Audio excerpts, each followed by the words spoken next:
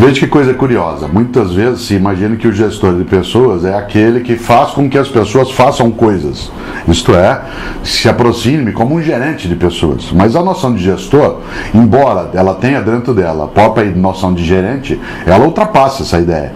Não é alguém que dirige, que leva adiante. O gestor é aquele que é capaz de consertar, com C, como um concerto, consertar a pluralidade, a diversidade de competências, habilidades, capacidades e fazer com que isso eleve o objetivo, a missão, e a visão que uma organização de qualquer natureza tenha, seja no campo público, seja no campo privado. Por isso, um gestor de pessoas é alguém que exerce uma liderança, sem que ele seja exclusivamente um único líder, mas é alguém, um homem ou uma mulher, que lidera um processo de elevação, como eu dizia, das condições de ação de um grupo de pessoas. Esse gestor tem sim atividades gerenciais, mas não é só isso. Ele tem atividades pedagógicas, mas não é só isso. Ele tem atividades de coaching, mas não é só isso. É um conjunto, de situações, de interfaces que fazem com que a gestão de pessoas ela seja decisiva como um diferencial sério hoje nas boas organizações. No fundo, a grande meta de um gestor de pessoas é o manejo do estoque de conhecimento que existe dentro de uma organização.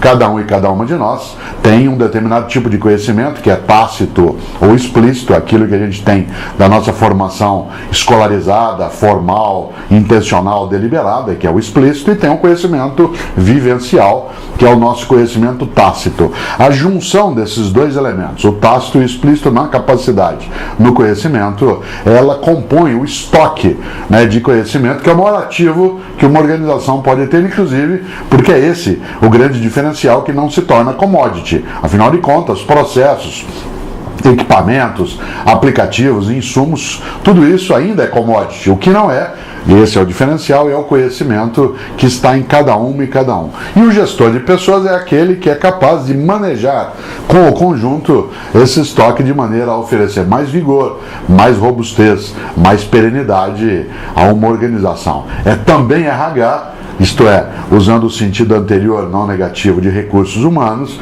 mas sem entender e sem cair na velha armadilha, que já é ultrapassada, mas muita gente ainda pensa de humanos apenas como recursos.